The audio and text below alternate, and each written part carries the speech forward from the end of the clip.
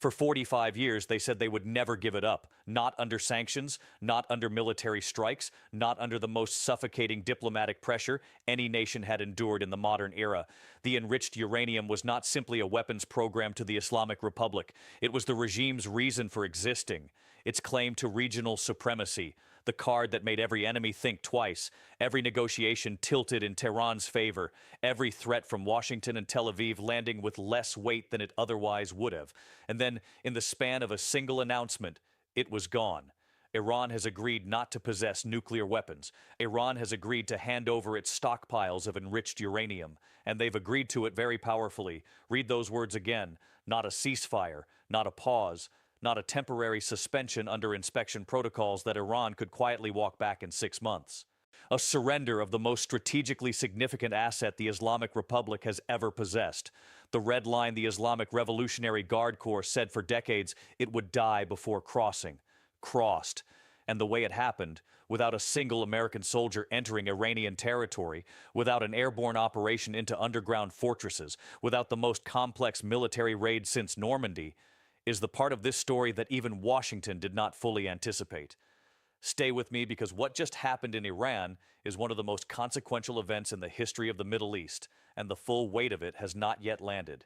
If you're not already subscribed to Power Grid News, now is the perfect time. Hit that subscribe button and enable notifications because events are unfolding by the hour. You will not want to miss a single update on this story. Let's go back to the beginning.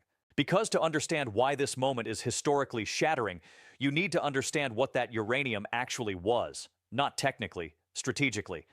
The 2015 nuclear agreement, the JCPOA, had constrained Iran's enrichment program to 3.67% purity, with a stockpile ceiling of 300 kilograms under continuous international inspection.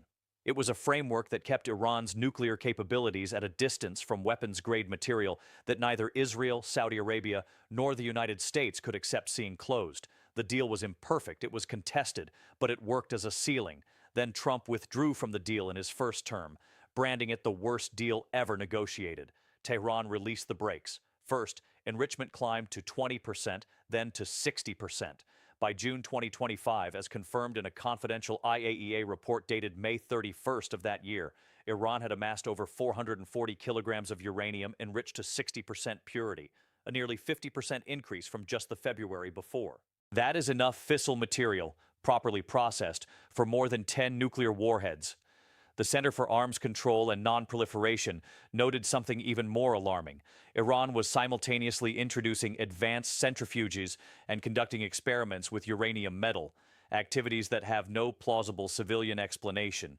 The breakout time, the period between a political decision to build a weapon and the technical capacity to actually detonate one, had collapsed to something approaching zero. For Israel, this was not an abstract security concern.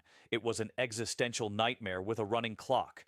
For Saudi Arabia, which had been watching Iran's regional power accumulate for decades, a nuclear-capable Tehran represented the end of whatever strategic equilibrium the Gulf had maintained.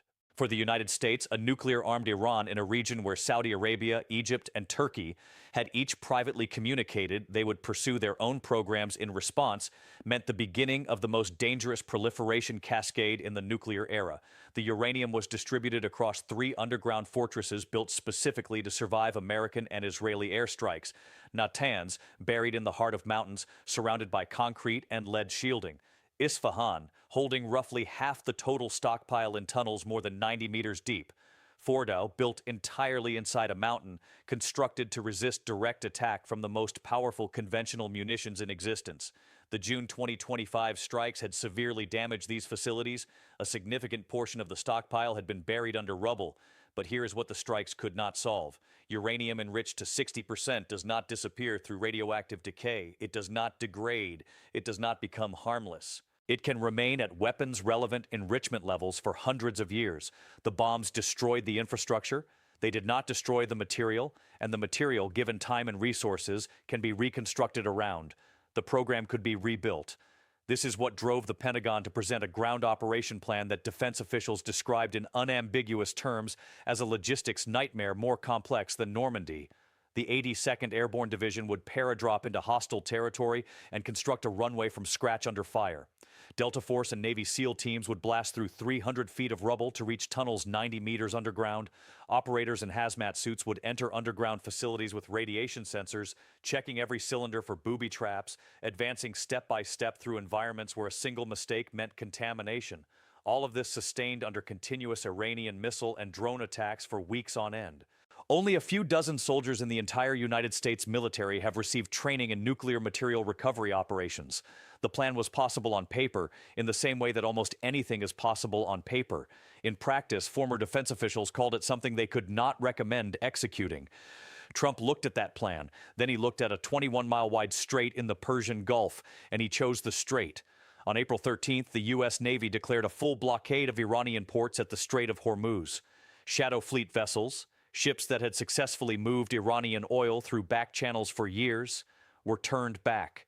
97% of Iran's oil was going to China before the blockade. American destroyers redirected Chinese-linked tankers regardless. The surveillance architecture was total. The enforcement was complete. And as reported by CNN, the Trump administration was simultaneously considering unfreezing $20 billion in Iranian assets as the carrot to accompany the naval iron fist, but only in exchange for full surrender of the enriched uranium stockpile. But the blockade did not just stop oil. The bulk of Iran's food imports came by sea: wheat, rice, cooking oil, pharmaceutical materials, spare parts for industrial equipment, all of it moved through Hormuz. The blockade sealed both ends of Iran's economic circulatory system simultaneously. Nothing went out, nothing came in. And in Tehran's highest decision-making rooms, the people who understood the numbers did the math that the blockade forced them to do. Within 10 days, oil wells would begin shutting down from storage overflow. Once shut, some would never fully recover. Within 10 days, food stock buffers in major cities would begin running visibly thin. Within 10 days, industrial facilities dependent on imported raw materials would start going dark. Within 10 days, the money flow sustaining every function of the Iranian state, from soldier salaries to proxy network financing, to the government subsidies that maintain the last threads of the social contract with the Iranian people, would be effectively zero. Uranium enriched to 60% is a bargaining chip, a powerful one. A decades-long investment in leverage, in deterrence, in the psychology of regional dominance. But what does a regime do with enriched uranium when its economy has collapsed? What does a government accomplish with a nuclear program when its people cannot find fuel? What does the IRGC protect with its sacred stockpile when the regime itself is 2 weeks from structural failure? The Hormuz blockade answered the question that no amount of sanctions pressure had ever forced Iran to confront at this speed and with this finality. Uranium is a bargaining chip. Hormuz is a matter of regime survival. And when those two things come into direct conflict, only one of them determines whether the regime exists next month. Iran came to the table, and it brought the uranium. Before we go any further, make sure you're subscribed to Power Grid News and have notifications turned on. This story has more layers than any single headline can capture. We're going to cover every one of them. The internal fractures inside the regime, the proxy networks recalculating their future, and the stunning infrastructure moves in the Gulf that will permanently reshape the balance of power in the Middle East. You won't find this level of analysis anywhere else. Subscribe now and let's keep going. Here's where it gets remarkable. The headline says Iran agreed. But Iran is not a homogeneous structure governed from a single center. It never has been. And right now it is more fractured than at any point in its post-revolutionary history. Talks to reach this moment were mediated through multiple channels. According to the House of Commons Library briefing published this week, negotiations between Washington and Tehran were being mediated by Pakistan, covering everything from freedom of navigation through Hormuz to Iran's nuclear program, its ballistic missiles, reconstruction, and the framework for a long-term peace agreement. Oman also served as a key intermediary. And as reported by CBS News, Oman's Foreign Minister Badr al-Busaidi, speaking directly from the Geneva talks, confirmed that Iran had agreed to zero stockpiling of enriched uranium, with all existing material to be downblended to the lowest enrichment level possible, converted into fuel and rendered irreversible. Let those words land. Irreversible. But the critical question, the one that intelligence services in Washington, Tel Aviv, and Riyadh are asking right now, is whether the faction that signed that agreement controls the physical infrastructure where the uranium actually sits. On one side stands President Masoud Pezeshkian. He wanted a ceasefire before the war reached its current intensity. He has been publicly warning, in language that was extraordinary for a sitting Iranian president, that the economy will completely collapse within 3 weeks. He has been the face of the faction that understands with clear eyes that the regime cannot survive the economic trajectory the IRGC's war strategy has produced. Pezeshkian's position on the uranium is pragmatic in the coldest possible sense. Hand it over, lift the blockade, keep the regime standing. Institutional humiliation, yes. Retreat from 45 years of declared principle, yes. But a regime that is humiliated still exists. A regime that is economically annihilated in the next 14 days does not. On the other side stands IRGC Commander Ahmad Vahidi. And according to Iran international sources, what Vahidi has been doing while negotiations proceeded is not passive objection. It is active seizure of state functions, blocking presidential appointments, filling intelligence ministry positions himself, outside the constitutional process that requires presidential authority, pressuring the Supreme National Security Council to be restructured in line with IRGC interests, effectively seizing executive powers that constitutionally belong to the civilian government. Pezeshkian formally demanded that executive powers be returned to the civilian administration. Vahidi refused. This is not a policy disagreement between two branches of the same government. This is a constitutional coup being executed in slow motion inside a regime that is simultaneously trying to negotiate with Washington, manage a popular uprising across dozens of cities, maintain military operations with soldiers who are deserting in groups, and prevent the economic collapse that is now 2 weeks away. And above both of them, providing neither clarity nor resolution, floats the figure of Mojtaba Khamenei, declared supreme leader after his father's death, almost never seen in public. Constitutionally, the commander-in-chief of all Iranian armed forces, in practice, a vacuum. The legitimacy gap created by a supreme leader who cannot function is the single most important enabler of the IRGC's power seizure.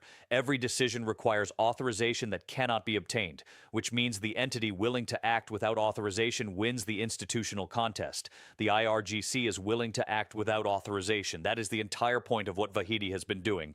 Now place the uranium handover decision into this picture and ask the question that every intelligence analyst watching Tehran is asking. Can the IRGC sabotage this? The answer, technically, is yes. Multiple methods exist. The IRGC could obstruct the physical handover process, block access to facilities where stockpiles are stored, delay inspections, create bureaucratic friction that extends the timeline indefinitely while the regime claims good faith compliance. It could move stockpiles to locations Iran has never officially acknowledged. The IAEA has consistently documented that Iran's declared nuclear activities do not account for all of Iran's nuclear activities. Material moved before any deal cannot be verified as missing until inspectors have unrestricted access to every facility the IRGC controls. The IRGC could also underreport, declare a portion of the stockpile surrendered while retaining a concealed reserve that preserves the technical option it is publicly abandoning. The declared stockpile becomes the verified stockpile. The undeclared remainder becomes the insurance policy. These options exist on paper. Whether they can be executed in practice depends on the answer to one specific question. Does the IRGC believe it can survive what happens if Trump concludes that Iran is not complying? That is a specific and dangerous thing to do to a specific and dangerous man with 3 carrier strike groups and a ground operation plan already drawn up and sitting on a shelf. The IRGC faces 3 options. None of them are good. Option 1, accept the uranium handover. Institutional suicide for the organization that built its entire identity around protecting that stockpile. The resistance narrative collapses. The legitimacy of the IRGC's existence is fundamentally questioned, but the regime survives. And a surviving regime is a platform from which power can eventually be rebuilt. Option 2, sabotage the decision and continue the war. This invites Trump to play every card on the table simultaneously. The blockade intensifies, the ceasefire ends.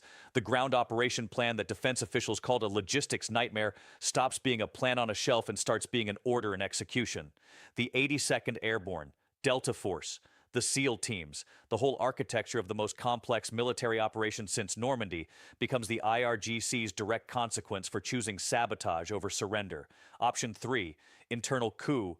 Topple Pezeshkian's government, declare military rule, end the diplomatic process entirely.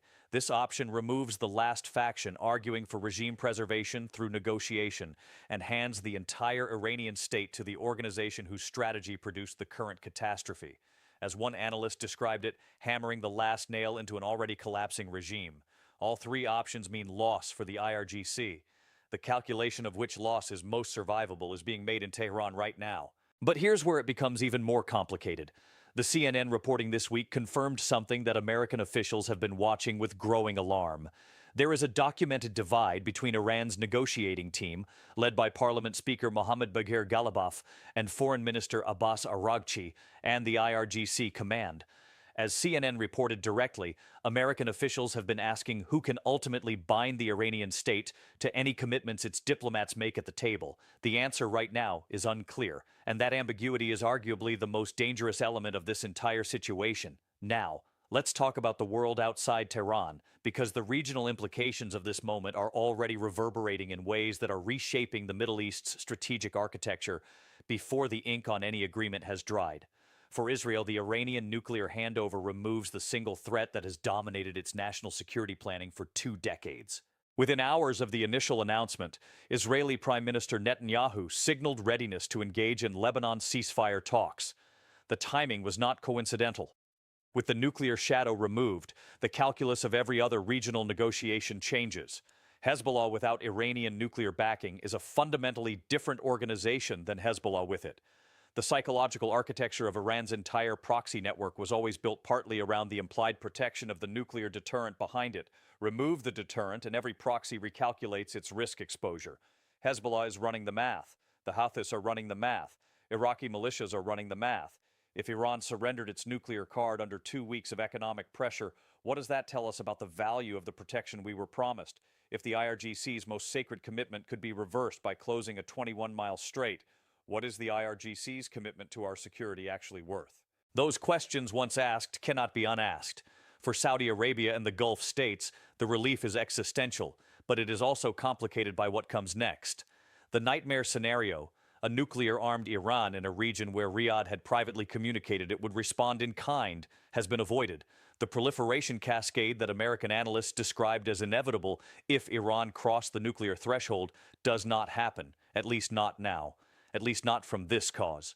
But the Gulf states are not simply breathing a sigh of relief. They are moving fast, and they are moving permanently. As reported by Oxford economics analyst Lucila Bonilla this week, the war has fundamentally accelerated the Gulf's investment in alternative routes. And as she told CNBC directly, the long-term consequence is unambiguous. Iran's main strategic leverage is weakening. Here's the specific data, and it is staggering.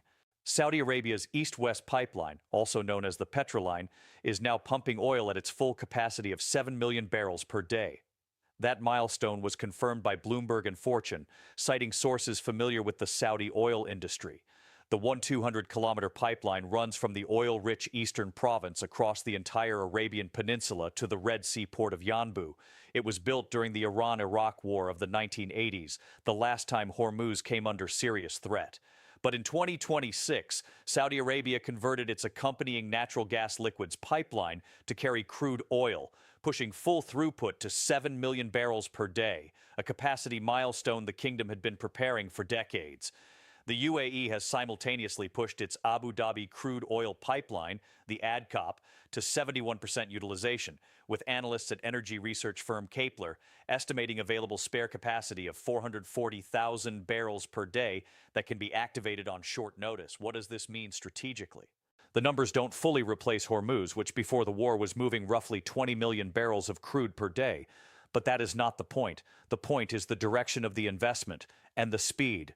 As CNBC reported this week, Gulf oil and gas producers, now deeply wary of their strategic dependence on a waterway controlled by a hostile power, have created what analysts described as a permanent shift in the cost-benefit analysis of building bypass infrastructure. The war has shown the vulnerability. The financial commitments are being made to eliminate it, not to manage it, not to deter Iran from ever closing Hormuz again, to make the closure of Hormuz structurally irrelevant by engineering around it. This is historically unusual thinking. You are not fighting over terrain. You are eliminating the terrain's strategic value by building around it. And when Gulf oil can reach global markets without touching Hormuz, the Islamic Republic's ultimate card, the card it has held and threatened with for 4 decades, is canceled permanently. Without a military strike, without a negotiation, without any Iranian agreement or cooperation, the geography itself is being re-engineered. Iran's Hormuz card will be canceled not by American warships maintaining a blockade indefinitely. It will be canceled by Aramco engineers and Emirati construction crews working through the desert while the world's attention is fixed on the diplomacy. The geopolitical revolution being engineered in the Gulf is quieter than everything else happening in this crisis. It is also more permanent. But between Trump's announcement and that permanent future lies the most dangerous period of this entire crisis. The hours and days immediately following a forced public capitulation by an organization like the IRGC are not hours of stability. They are hours when the internal calculation reaches its most acute and most unpredictable point. Because the IRGC's entire institutional narrative, the story it tells itself and the Iranian people and its proxy partners about why it exists, why it controls the economy, why it demands the budgets and the privileges and the authority that it does, rests on the claim of unbreakable resistance. That claim just broke publicly, announced by the American president, attributed to Iranian acceptance, broadcast to every government and every population and every proxy organization that has been told for 45 years that the uranium was the red line that would never be crossed. If Iran surrendered its nuclear card under economic pressure, what does that tell us about the value of the protection we were promised? The proxy network was sustained for decades by the perception of Iranian power and reliability. Perception, once shattered, does not reassemble around a press release. It requires years of demonstrated capacity to rebuild. Iran does not have years. It barely has weeks before the economic consequences of the current situation become structurally irreversible. There is a reason the Trump administration proposed a 20-year pause on Iranian enrichment, with Iran countering at 5 years, as reported by Axios. There is a reason the negotiations involve not just the uranium, but sanctions relief, frozen asset access, the future of Iranian missile programs, and guarantees against future American withdrawal from any agreement. Both sides have learned the lesson of 2018. The question is whether the learning is deep enough on the Iranian side to override the IRGC's instinct for institutional self-preservation.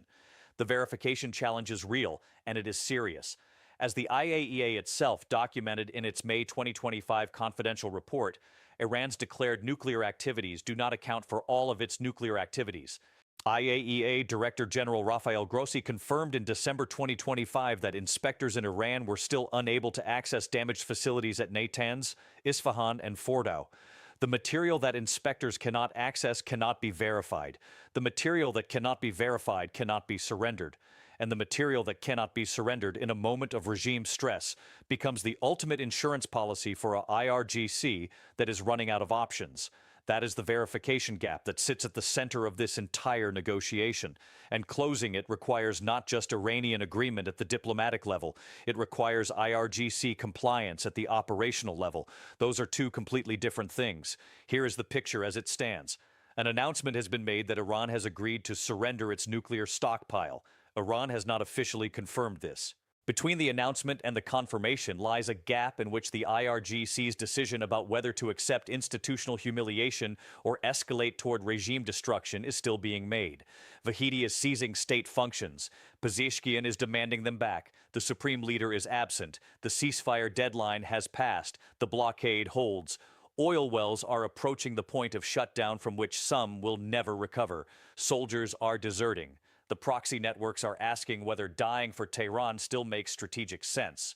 The Gulf states are building and expanding pipelines that will make Hormuz strategically irrelevant before this decade ends. Saudi Arabia's east-west pipeline is at 7 million barrels per day.